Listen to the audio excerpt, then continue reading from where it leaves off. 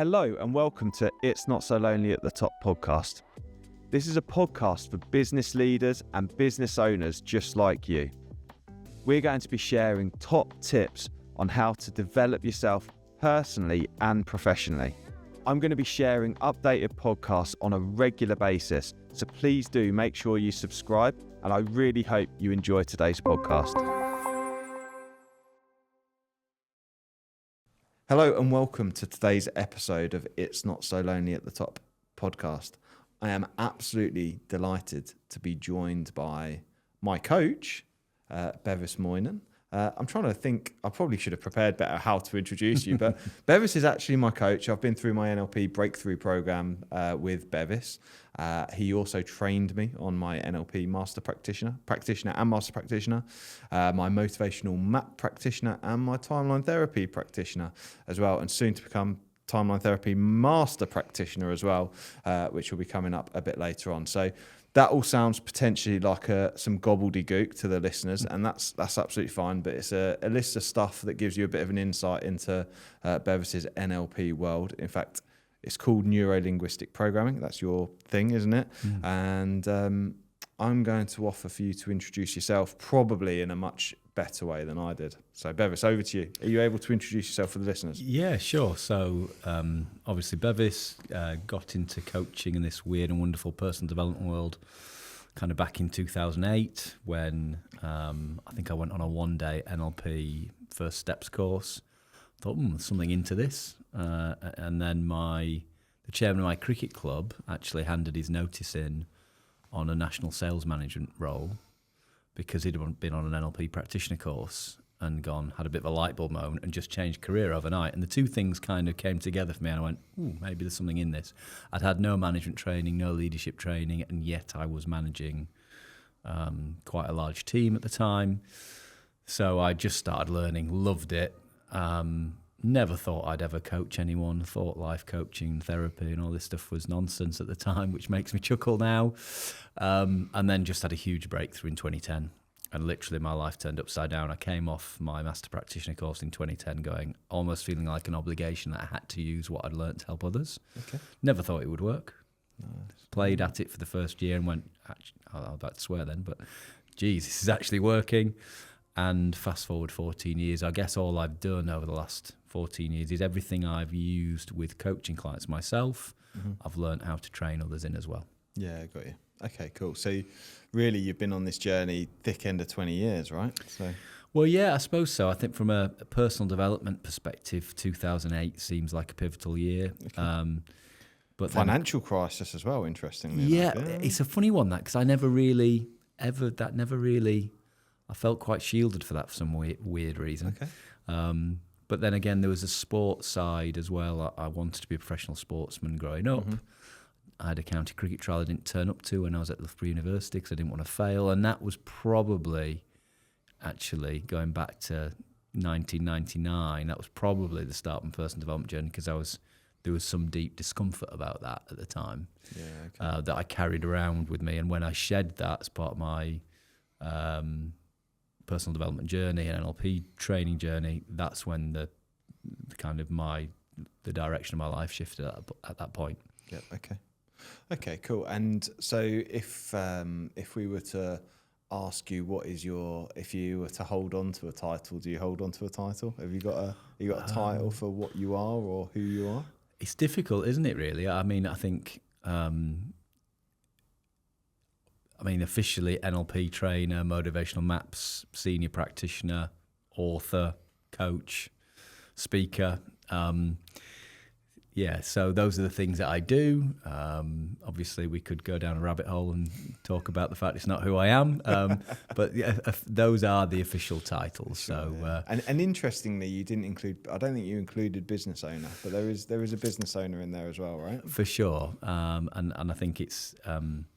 You know me well enough to know that the business side of things comes secondarily for me, but it's also an important one because there are a lot of coaches and therapists out there who are good at what they do but can make mistakes on the business side, as have I over years. Sure. Okay, cool. So I'm going to start off just by framing Magenta then. So Magenta Coaching Solutions is the business that I have learned with. Okay, so, and that's the business you own. So tell the listeners a bit more about Magenta, when you started it, and the journey that you've been on with Magenta. So Magenta started the day after my NLP Master Practitioner course in 2010. So to begin with, the intention was to do nothing more than be a coach. Okay. And a breakthrough coach, where we're helping people overcome their subconscious barriers to success and get clarity of what they want to achieve in life. And I had no other intention other than filling my diary. So it's looking back, it's quite a basic goal. I kind of I was leaving employment. There was a bit of risk, there was a bit of nerves, as any business owner will appreciate. And so that was the intention, and that came about. In fact, I got too busy. And I've nearly had a couple of burnouts over the years. So then in 2012, I learned to train NLP, and then I learned to train motivational mapping. And then my world opened up a little bit then, because I found I was training excellent NLPers, excellent motivational mappers, and then they were having an impact in their world, and that ripple effect kind of grew from there. Sure. And then you get some really nice moments where you hear. I had a nice moment. I put a post out the other day where I was training NLP and had a chat with the maintenance guy in the kitchen, and he asked what I was doing. And I said NLP training. He said, "Oh, I had some coaching from an NLP who'd really helped me a few years ago," and it turned out to be somebody I'd trained. And that was one of the genuinely one of the happiest moments I've had in recent times, because I was like, wow, I just never expected for that sort of rip, because you don't always know, do you? If we're sat working together, I can see the impact. Sure. But knowing the impact that others are having, there's a ripple effect there you're not always aware of. Yeah, absolutely. Yeah, that makes total sense. So I imagine I'm trying to put myself in the position of the listeners and what questions they may have. So we've talked quite a bit about NLP. What is NLP? So NLP, neuro-linguistic programming. I like to explain that we've got a conscious mind and an unconscious mind. Some people may have seen an iceberg analogy. You've got 10% of your thoughts going on consciously, 90% under the surface. And it's really easy for us to self-sabotage in life by acting from a place of negative emotion. I think most people can relate to sabotaging their relationships when they get angry, or letting fear stop them from doing something they really want to do. So NLP helps people to stop self-sabotaging, get greater awareness around their language and their influencing skills, and to do some healing work should they choose to, because it opens up your ability to not be triggered by the things that trigger. Everyone gets triggered by stuff. And NLP teaches you a way of becoming resilient and emotionally resilient to the things that used to trigger you. Nice. Okay, cool. And interestingly, that leads on to the book that's in front of you, because you recently authored the book Emotional Resilience, which I assume is a culmination of all the work you've done over the last 15, 20 years. Yes. Yeah. It's an interesting one, because I started writing it during lockdown. And I was speaking to somebody yesterday who's running this pattern that I was running. I then procrastinated for 2 years, and then I finished it off last summer during jury duty, where I felt like the universe was giving me a nudge, because every time I tried to watch the test match on my phone, because we didn't spend a lot of time actually in the courtroom, we'd get another delay. So, but I procrastinated for 2 years, because the book is really me. It's my thoughts and feelings around emotional resilience. A lot of the stuff I've done over the years has been stuff I've learnt, and then I've taught others what I've learnt. Sure. And then you put your own spin on it, of course, whereas this, yes, it is stuff that I've learnt, but it's kind of my own unique experience, as you say, of the last 16 years. So I am quite proud of it in a sense that it's not me regurgitating what I've learned. It's just me culminating all my experience and hopefully pulling together a book that makes sense for people in terms of how they can develop their resilience. Because life will, as we know, throw challenges our way from time to time. Sure. Yeah, absolutely. So is that for you? Because emotional it's interesting now sitting in a position where I'm interviewing you, because I understand that one of the things you do is emotional resilience, but you also talk you also coach high level people from a performance perspective, right? Yeah. But a lot of people will be watching this and not really realizing the link between the high performance and the ability to be emotionally resilient. For sure. So the foreword in the book is written by Polish golfer Adrian Meronk, who's in the time that we've worked together, went from 1500th in the world into the top 50, and then he's now on the Live Tour, which has been very lucrative for him. And I think if you're going to be a professional sportsman, you have to be emotionally resilient. Okay. You have to be, because especially with golf, geez, every time you play, you're putting yourself in a position where you can fail. And the emotions of frustration and disappointment are at large with golf, because very rarely do people perform exactly the way they would like to. Mm-hmm. So learning about emotions and handling pressure and stress and anxiety and nerves and how to accept mistakes is a big part of that journey. So I wanted to write a book that anybody could pick up and read and benefit from, whether it be one of my friends who's a PE teacher who's had some challenges in her life in the Northwest and lost a loved one recently, or whether it be somebody who's a business owner and actually is just finding that stress is beginning to build. So it's because there is absolutely a link. The more resilient you are, the more you can be the business owner you want to be, the business person you want to be, the parent, because life's challenging. And I think genuinely, it's, in some ways, it's more challenging than ever, because I think expectations have risen of the quality of life that we can have. Stimulus has risen in terms of, I don't know how many WhatsApp groups I've got. Do you mean my phone has to be on silent, otherwise it'd be binging all the time. So our ability to manage ourselves, and then we've got loads of people like me pumping more knowledge out there, and it's like, well, what do I listen to? So I think it's navigating that. That's why I called the book Emotional Resilience, Your Guide Through Turbulent Times, is can be quite tricky. What to listen to, what not to listen to, and what to take on board. Fantastic. I've read the book, and it was absolutely fantastic. I have to say, I really, really enjoyed it.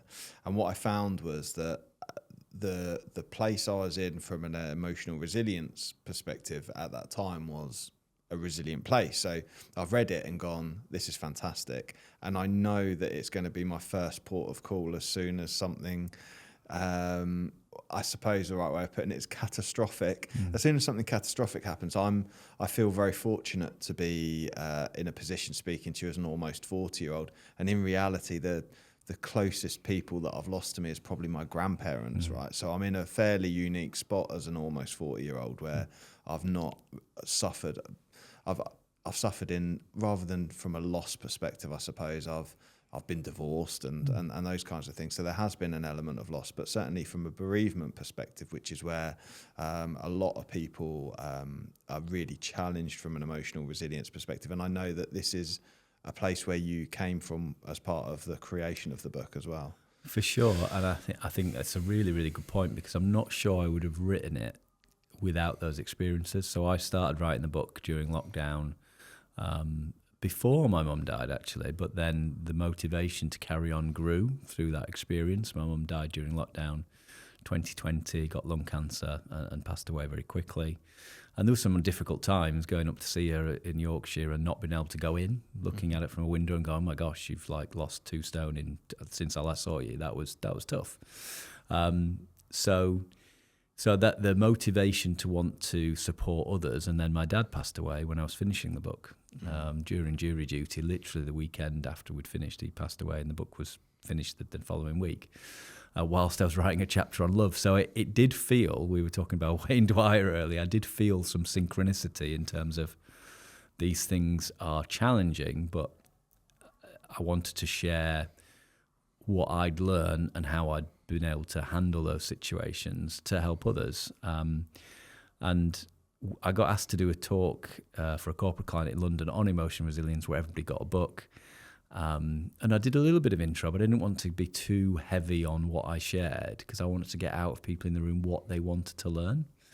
And there's one lady in the room who said, I want to learn about how to more effectively handle grief for myself and others. And I was like, wow, thank you so much for sharing that. Because like you, go back 6 years, I'd not really lost anybody in my life that was close to me. And going through that experience, which we're all going to go through. We're all going to go through it because we're all living and dying simultaneously. Cells are springing into life in our body and dying simultaneously. We're all going to experience that. Yet we don't talk about it. Yeah. So it wasn't, when I started writing the book, I didn't really, it's only particularly one chapter on sadness and loss, but it's a chapter I'm really proud of because I think there isn't a lot of training out there for how to handle loss and grief, and yet it's something we're all going to experience at some point. And I know from feedback from people who've read it there's a lady, a female golf pro, whose daughter lost her father, and she gave me some feedback that brought a tear to my eye in terms of the impact the book had, and they'd been reading it together at bedtime. I was like, wow, okay. And that was in the process where I was just getting it out there. So sure. I think we can all relate to that sometimes. We just need to hear something like that to then really go, right, I'm going for it. So it's important to get that feedback about the impact that you've had, isn't it? And being able to have that reassurance that what you've done is amazing. So super proud of this book. Love it. And I think my thought process with it was it becomes like it's almost like it felt to me, or my perspective was that I wanted it to be like a manual for me to support myself with my emotions as stuff happens in my life. So it's there on my bookshelf, having read it, to go, right, I'm going to have a read of that, and I'm feeling sad, so I'm going to read a bit about sadness and understand it a bit better. So I think it's going to be almost for me like a manual handbook, which is probably not what you intended, but nonetheless, well, no. I think it's going to be very useful for me as inevitable life comes with a roller coaster of emotions, obviously, and I think it'll be there as a handbook to help support me through that. Well, that's great to hear. I mean, I've had books like that have been done that for me, so that's lovely to hear. So I appreciate that. I'm a big fan, as you know, the 7 Spiritual Laws of Success. That's been a book for me where over the years I've picked it up and gone, okay, I'm falling into the trap of judging or not detaching from the outcome. So the fact that this book can play that role in other people's lives is great. Yeah, fantastic. Another great book recommendation there is Deepak's 7 Spiritual Laws of Success. We could go on all day. We should run a book club, I reckon. We should. Yeah, definitely. Should run a book club. I love a good book. So, okay, so for people listening, I think a lot of them will be listening because the podcast is called It's Not So Lonely at the Top. So let's think about the context from a leadership perspective. Tell us a bit about your work with leaders and maybe how you were as a leader back in 2008 when you first discovered NLP and the transformation you've been through, if that's okay. Yeah, of course. So I thought I was a good leader. Well, actually, no, maybe not. Maybe I thought I was a good manager. I'm not sure I would have been confident enough to describe myself as a leader. And I was pretty good because I think I've always had the value of kindness. And that gets you a long way. However, we were just having a chat off air about how you've handled the situation. I wouldn't have dealt with that as well as you have back then. I would not have had the courage. So I used to shy away from certain tricky situations with people. And the personal development journey taught me a lot about that. And I was also highly motivated by freedom and independence. As I was exiting my employment, the organisation I worked for brought in a thing we had to fill out a spreadsheet of what you were doing. And they were also starting to track your calendar. And I was like, oof, that was like the nail in the coffin for me. If I wasn't going to leave before, I'm now definitely exiting. Sure. Having said that, when I used motivational maps with my team, around 2011 that would have been, I found that 5 of the 8 people who was working for me or with me as part of my team, my management team, were motivated by security and stability. And it used to really infuriate me up until that point. I'd be talking about goals and visions and I'd be looking around the room, why is only 3 of these 8 people getting excited by this?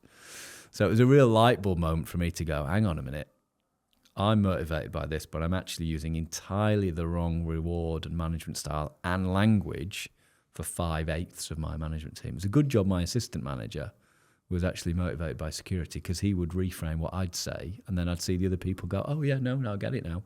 But at the time I was like, well, why are they responding to him? I was almost egoically a bit annoyed by it. So I think, that first use of motivational maps also got me bought in to go, oh my gosh, this tool is amazing, because there's a way of knowing what motivates my team, and for me even to learn the language around security and stability with my lowest driver. I was like, oh gosh, I've got to actually. I remember somebody saying to me, I can't remember what it was, if you're in a process of change, and we were always in a process of change. Sure. If nothing's changed since last week, send an email out telling everybody nothing changed. And I was like, you've got to be kidding. But of course, that was the right thing, because if we didn't communicate nothing's changed, 5/8 of my management team were worrying. And then that anxiety and nervousness was getting spread out through the business, and motivation was dipping. So it was a huge learning curve along the same time. And of course, it made so much sense to me, because I'd already learned NLP, the fact that we are projecting out our own filters and our own model of the world. I was like, oh, like proper light bulb moment. And that was the start of a journey since then. So motivationally, I'm not aligned with managing lots of people, because I've got spirit very high, freedom and want to influence over others very low in my motivational map. So I've designed my business in a way in which we don't have staff. It's been a very conscious decision. It's been challenged a few times over the years, because there are some downsides to doing it that way. And it's also because the world screams at you that you should scale, and therefore actually it's been challenging for me to keep looking at my motivational map and go, no, actually be disciplined, is a word you talked about earlier, be disciplined to build your business in alignment with my top 3 drivers, which are freedom, meaning and innovation. Sure. So when you're motivated by freedom, meaning and innovation, you want to be free to be creative, to do what you find most meaningful all of the time. And that, you try building a business where you're free to do what you find meaningful and innovatively all the time. It's not what most people would think about a business. So that's been an interesting journey. It's every time I've veered away from doing it that way, I've come back to it. It's been quite interesting in that regard. Fantastic. Okay, so I'm going to pick up on something you said there. So I picked up on the spirit motivator, so around freedom and autonomy, and then also the searcher for meaning and purpose. How are you meeting your need for creativity? How do you do that from an innovative perspective? That is a really good point, and lockdown helped me during COVID in some ways, because I was so busy as a coach, a trainer, as a speaker at the time, and I was doing a lot of networking at the time. And I revisited a motivational map. Yes, I had the freedom and autonomy I wanted. Yes, I had the meaning and purpose, but my innovation motivation wasn't fulfilled at that time. Okay. And that was the time when I started writing the book. Sure. And all of a sudden, I had lots of time, because 2/3 of the business kind of disappeared. Hi, my name's Pete, and I want to thank you for tuning into today's podcast. I'm a coach, speaker, and author. And if you want to take your personal development that bit further, did you know that I offer a mastermind program as well as one-to-one coaching?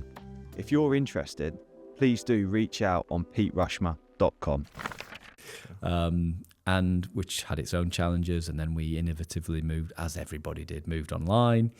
So since then, it's been a conscious intention to keep having creative projects on the go. At the moment, we've got a new golf app that's being developed, helping amateur golfers with their psychological side of the game, because most amateur golfers can't access the sort of knowledge that the elite pros get in terms of access to people like me.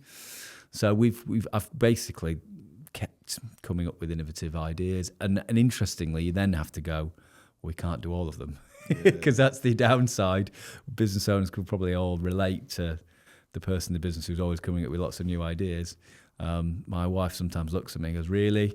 Because you can't do all of them. So it's about what you implement and when.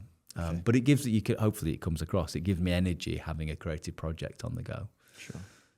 And one of the things you said that I wanted to pick up on was about, you said about your map of the world when we were talking about when you were in your previous role as you were starting to, finding your feet as a leader. So how would you describe what you mean by map of the world so that people watching can understand? Because it's a very NLP term, isn't it? It is. And I think most people, this might be a long answer, so apologies. No, it's okay. So most people, when they see the world, react based on what they think is happening. And they act as if that's real. And they act as if their emotions they're feeling at the time are right. Mm-hmm. What NLP teaches us and neuroscience teaches us, and if you get into it, spirituality teaches us, is that the way we are processing information, we only can process 134 bits of information out of 2 to 11 million. Mm. So we're literally seeing a snapshot of reality and acting as if that's real. So your map of the world means that, I'm fairly sure you're a Manchester United fan, right? So, and as someone who's fallen into following Liverpool because of my son, when Man United play Liverpool, we're going to have when Liverpool wins 7-0, we're going to have two very different experiences of that game, right? Yeah. So our map of the world, our values, our beliefs, our attitudes are very different, leading to a different emotional reaction to the same event. If we found somebody who hates football and took them to that game, they're going to have a completely different reaction. My daughter, she'd be trying to dance and do cartwheels in the aisles. So again, we project out our map of the world onto events. So life, it's such a light bulb moment. Life isn't happening to us. We are projecting out what's happening based on our previous experience. Okay, amazing. And how that then falls into, from a coaching perspective, how do you then use that to take someone from where they are now to helping them understand that so that they're able to be a better leader, perform better, whatever the outcome is that they want to achieve? So I wouldn't say this to a coaching client, but it basically means there are no excuses. Okay. Because everything, and from a coaching point of view, there's also no excuses from a coaching point of view because all the answers are in here. Sure. And in here. Yeah.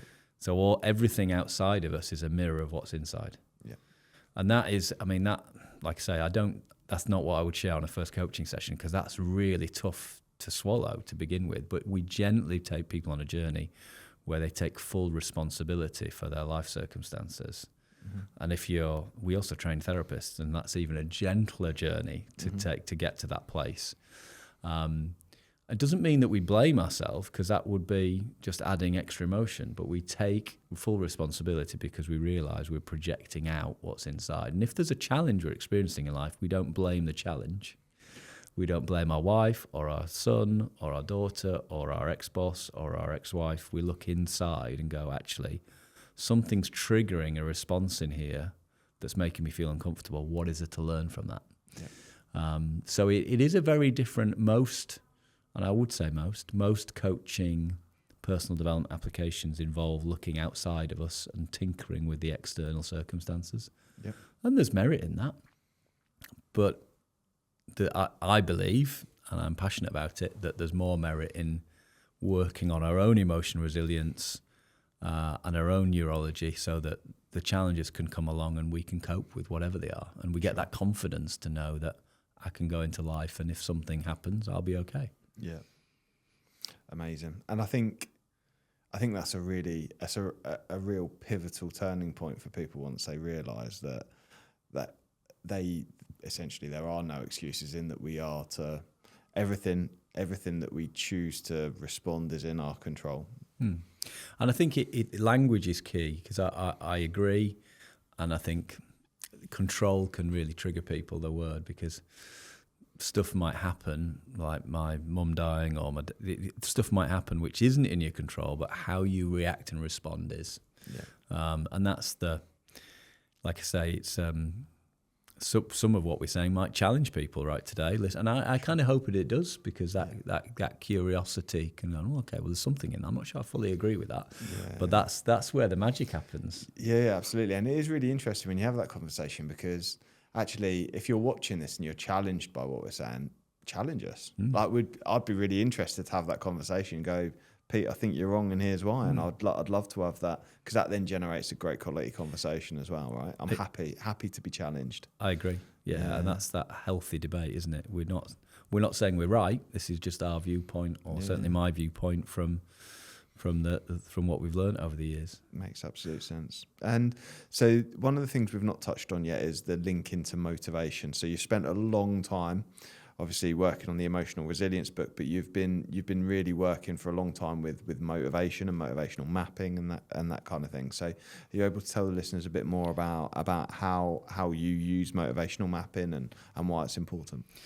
For sure. So I got involved in motivational mapping in 2011, I believe. And to begin with, I used it internally in my work as a manager. I think we completed something like 300 maps in my organisation. So it mushroomed from within, and I got a lot of experience from that. And then when I went fully independent, and Magenta Coaching Solutions we started in 2010, but I exited employment in 2012. I spent a lot of time going into businesses and mapping teams and mapping individuals and helping managers to more effectively lead their teams. And then around about 2015-16, let me get this right, we also were training other motivational mappers to do the same thing. I have to be honest and say that the early training wasn't great, looking back, because I was so busy coaching, going into businesses, my own clients, speaking. I was juggling lots of balls. So around about 2015-16, I made the conscious choice to dial back the work in business and to focus more on serving and helping other motivational map practitioners to make the most of their use of maps. And that's been pivotal, really. So I now consider myself to be a training organisation. So and therefore we end up with great people such as yourself, such as Sarah Stones. I've mentioned both of you because you both done 2 great TED Talks, who are wonderful mappers who have vast experience in business, who can add massive value to businesses with motivational maps. So I see myself no more as a mentor now of other mappers. Okay. Don't get me wrong, I keep my hand in, I'll do the odd project. But if lots of business opportunities came for me, I would look to position that with one of our team and we've got over 200 motivational mappers in our network now, which is, I looked at the numbers the other day and got a bit of a surprise. So, and I see the spirit coming out there. So the freedom side of your motivational profile, about where you'd look to get the network supporting you. So how do you decide who you're going to allow in to be a coaching client? Wow, that is a good question.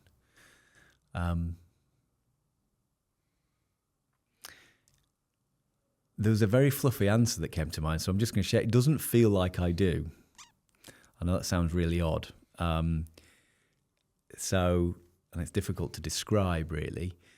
The right sort of clients tend to find you at the right time. Okay. When I first started coaching, I did a lot of coaching with people who were considering leaving employment. Okay. I just left employment. Yeah. So it's a weird thing in the coaching space.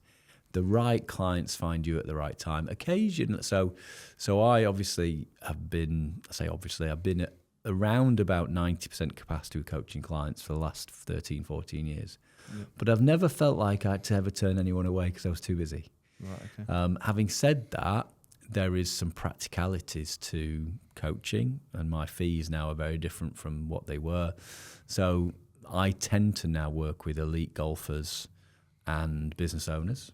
And if I have a client, the nice thing now, having trained a couple hundred motivational mappers and hundreds of NLPers, if a coaching client had a chat the other day, a golfer who's a great amateur golfer, but he's probably not going to pay my fees. And so just practically, then it's about finding the right coach for the right client and making that a fit. But also, strangely, I do find it serendipitously or synchronistically, the right clients tend to find you at the right time. Yeah, it makes total sense. I suppose what you don't realise is unconsciously the energy is where the energy is, right? And so there might be ultimately the people are getting drawn when you're available for them, and if you are unavailable, then that energy is potentially making them look elsewhere anyway, right? So yeah, exactly.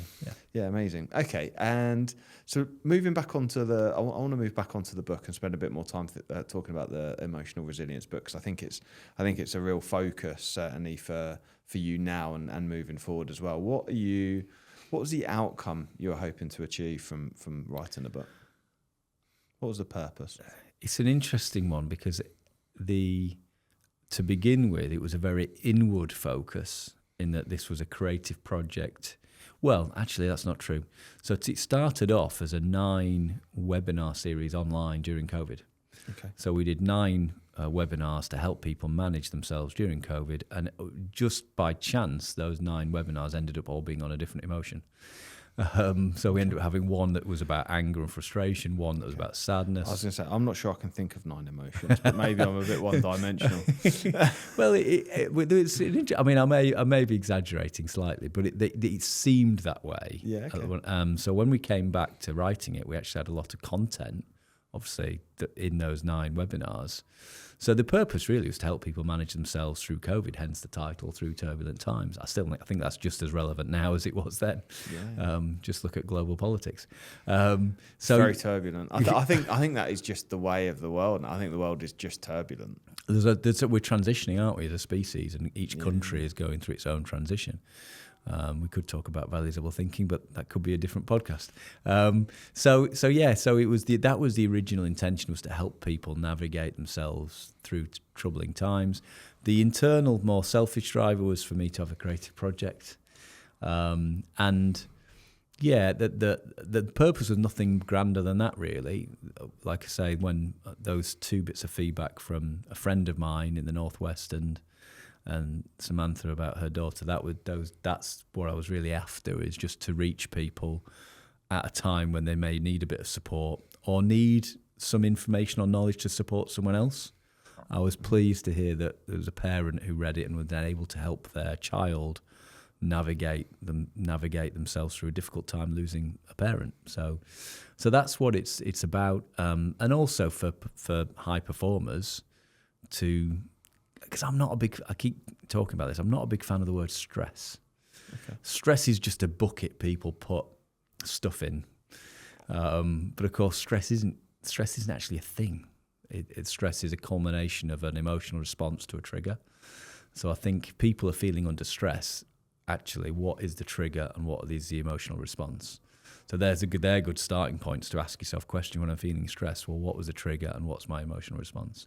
And from those questions, we start to get greater awareness of what's actually going on.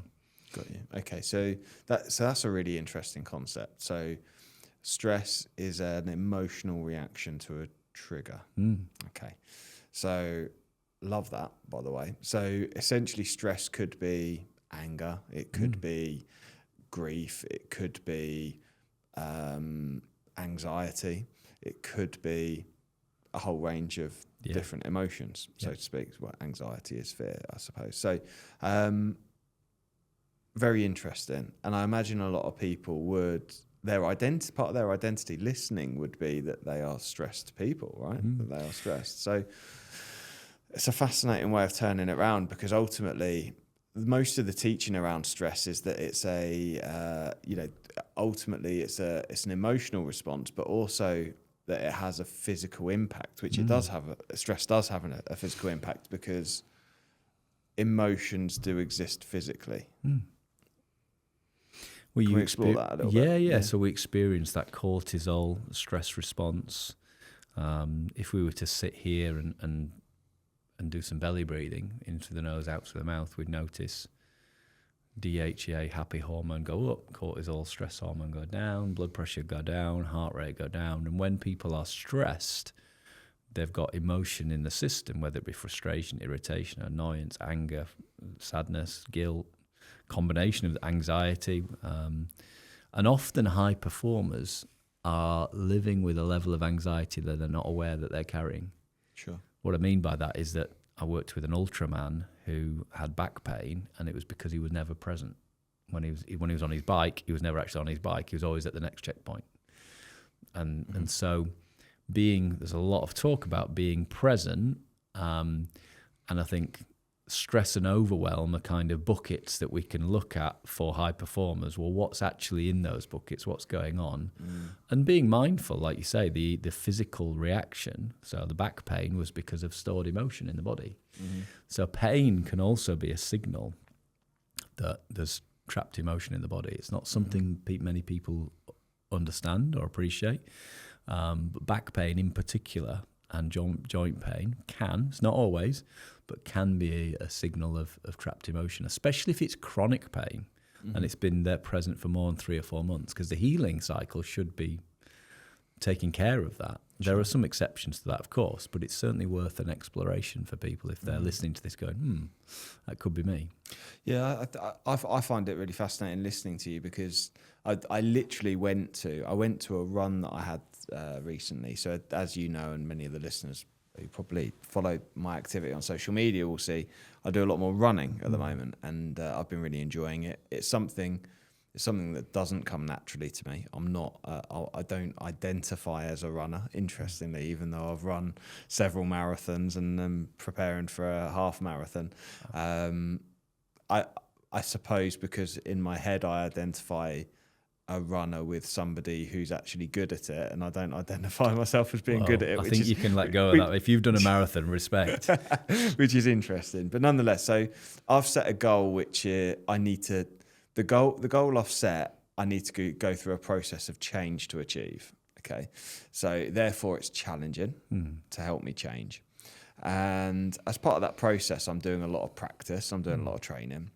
And interestingly, I went on a 5-mile run this week on Tuesday, and I can literally picture it in my head, the thought process I went through, which is I'm getting to the point where I'm relating to stress. I'd passed the 3-mile point, and at that point the plan for that run had been that the first mile would be at an easy pace, okay? Last 4 miles, race pace, which is 2 hours, a sub 2 hour half marathon, which is 20% quicker than last year's half marathon, and it's a stretch for me. So I'm running around, needing to run around the 9-minute mile, which triggers a response in my head of stress and challenge, and that's going to be difficult. And actually 4 miles, if I can do 4 miles at that pace, I'm starting to get towards a marathon distance, right? I'm a third of the way, or just under a third of the way. So I'm 3 miles into this run, and it's interesting what it does from a performance perspective psychologically, is that I can picture myself now. I'm running in Peterborough near Orton Mere, for anyone that knows where that is. So I've come out of Ferry Meadows and I'm heading towards the rowing lake, and I'm running with my running partner who finds it all very easy, because that's easy for him at that pace. He's a completely different body shape to me. And I'm running there. I've just done 3 miles. I'm coming into the 4th mile. So I'm past halfway. I am breathing really heavily, and it's a push. It's a struggle. And I played a little game in my head where I thought about the finish line. I thought about mile 4, passing mile 4, and I thought about the finish line. And they were so far away in my head that I almost started to panic from the stress that I wouldn't be able to hold on. But at the same time, the feeling I felt was, I feel okay at the minute. I'm okay right now, if that makes sense. And it was a really interesting thought process where if I just continue to know that I'm okay now and I'm breathing and I can stop anytime I need to stop, but I'm okay right now, and just be present with yes, I feel out of breath. Yes, my legs ache, but right now I'm putting one foot in front of the other and I'm okay. And as soon as I allowed myself to think about the end goal, almost my energy was sapped. It was really, really interesting, the emotional response about how much that made me want to slow down, stop running, tell myself that I wasn't going to get there, whatever it may be. And it's really interesting because actually I increased my pace for the last 2 miles and actually broke a personal record for the very last mile, which was very interesting, running an 8.5 minute mile in the last mile. So it's very interesting, the mindset around how that worked. But interestingly, for the last mile, because I'm nearly back at that point, I can start thinking about the end. So it was really, really interesting about at what point I could start thinking about that, and also like I say, the stress and the energy that the stress sapped from me. And I think the learning for me, telling that metaphor, is the learning point is that actually that emotional response really does have an energetic impact. Really does in our performance and our output. And you did a lot right as well, in that you reminded me of I can't remember where I saw it. Might have been a documentary. I saw a documentary about Steve Redgrave and him preparing for his last Olympics, and he got injured, and he got back on the rower training with his team that were performing, and they'd got this other rower ready to go, of course, because it's the Olympics, and he was way off the pace. And he said pretty much every single stroke he was going, I'm going to quit. Just one more stroke. Just one more stroke. Just one more stroke. And he literally said, I was that close to quitting every single stroke until he got to about a week before the Olympics, and then he was back up to pace, where he was at his elite level of. So, and of course, if you're just focusing on the next stroke, then there's a dichotomy between the wanting to quit versus just one more stroke, which was and balancing, and actually you had the same experience. Your mind wanted to float ahead, and you were able to bring yourself back into the present moment. The England cricket team, I'm a massive cricket geek and golf geek. Apologies to my long-suffering wife and family on that one. The England cricket team have a phrase, be where your feet are. I love that. Oh, nice, yeah. Be where your feet are. Love that. Okay. Interestingly, I was where my feet were. Yeah, I was definitely where my feet were. And your mind was trying to take you elsewhere, because it does, but ultimately you can only be where your feet are. And it's actually very similar to, I had a guest speaker at the Mastermind recently, and one of his ground rules when he starts a session is, if you're in the room, be in the room.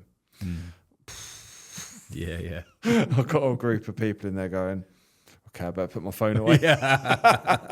Group of business owners go, turn it on silent. If you're in the room, be in the room. Yeah, fantastic. And actually pick people up during the day going, if you're in the room, you've got to be in the room. You're not in the room. Nice. Yeah. Nice little bit of accountability there. So amazing. Like I say, I hope the listeners really do pick up on emotional resilience. I'm ready to ask you 5 of my questions that I ask all my guests, if you're ready. Yeah, go for it. Cool. So the first question is, how do you develop yourself? By following my passions and my energy and my enthusiasm, and by following my motivational map, by knowing what motivates me and learning linked to what my career values are. Okay, amazing. And I'm going to pin you down on that and say, what are you doing right now specifically to develop yourself? So I'm stretching myself in business with this. So I'm learning in business, which is good. So the golf app is going to be live 1st of September. So that's a stretch. And we've got a new website being developed at the moment, which is about personal branding. Okay. So those are the 2 areas, and then there's going to be another book, which is, so the next project is going to be emotional release, right, helping people to release emotions and develop their knowledge and awareness around that. So that's on the horizon. So they're the passion projects. Amazing. I am also looking out for some further training for myself, but I'm not sure what that's going to be yet. Not sure yet. Okay. Good. And the second question then is, what are your 3 tips for success? And he hasn't practiced this, by the way. I haven't actually asked him before, so you're thinking on the hoof here. Well, no, awareness is key. So awareness both brings change and benigns conflict. So that's one tip for success that I think is like work on developing your awareness, because from a higher place of awareness, you become a better leader, a better coach, a better parent, etc. It's the whole shebang for me. So yeah, awareness and emotion resilience, of course, because most of the major mistakes we make in life is when we act out of negative emotion. Okay. So if we can grow our awareness, develop our resilience, and the final one is, so when I deliver workshops, I ask people what percentage of their success comes from their ability to influence other people. And I've yet to have an answer. Well, I've had one answer of less than 50%, but generally the average is 70 to 80%. Sure. That's from asking thousands of people that question. Sure. So if you're listening to this and 70 to 80% or more of your success is based on influencing other people, the next question is, when did you last work on improving those skills? Because if that's where the success comes from, let's work on improving those skills. Powerful question. Good. Oh, awesome. So question number 3 harks back to Yorkshire, no doubt. What is the advice you'd give your younger self? Be brave and put yourself in situations where you can fail. Nice. Okay. And I'm going to pick up a little bit more on that, because you did mention earlier that you skipped a trial. Are you able to just explain that a little bit more? Yeah, so my dream was to be a professional cricketer. I grew up in Yorkshire. I played cricket for Yorkshire under 13s through to under 19s. I think we won every game bar 3. It's quite a big county. I now know that, living in Huntingdonshire and watching my lad play for Huntingdonshire. Bit of a struggle for them when they come up against the likes of Middlesex. So that it was kind of my life, really. I was the geeky kid who used to sleep with his cricket bat. It was, that was what I wanted to be and do. I went to Loughborough with the dream of being a pro cricketer, and I had a county cricket trial in my first year. I think I'd finished top of the county bowling averages the year before. I wasn't particularly quick, but I was accurate. Swung it, seamed it, nipped it, and then I got imposter syndrome at Loughborough because I was surrounded by incredible athletes everywhere. Sure. And I was like, he's better than me, he's better than he. I started comparing myself to other people, which is one of the ego. Comparisonitis. Yeah, exactly. Yeah. So I had a trial at Loughborough and didn't show up. And interestingly, they signed somebody I used to play at Yorkshire with, who was a wicketkeeper, but off spinner. And he ended up bowling seam, which was my gig. So I did hold quite a lot of resentment and kind of shame. That's probably too strong a word, but quite a lot of heavy emotion around that, and didn't really tell anybody. But interestingly now, that experience now I look upon very fondly, because it's led me into what I'm now doing. Sure, yeah. And it's an excellent metaphor, right? Which will be very powerful for people. Good. Okay, so question 4. What sacrifices have you made? I don't feel like I've made any. Okay. I genuinely don't. It's a funny thing. I have a different belief system around that to most people, because most people listening to this will probably think you have to make sacrifices to succeed. I believe that congruence isn't compromise. So if we have a wife or a husband or children or a hobby, success in life is putting all those pieces of the jigsaw that are important together and designing a life that includes all of them.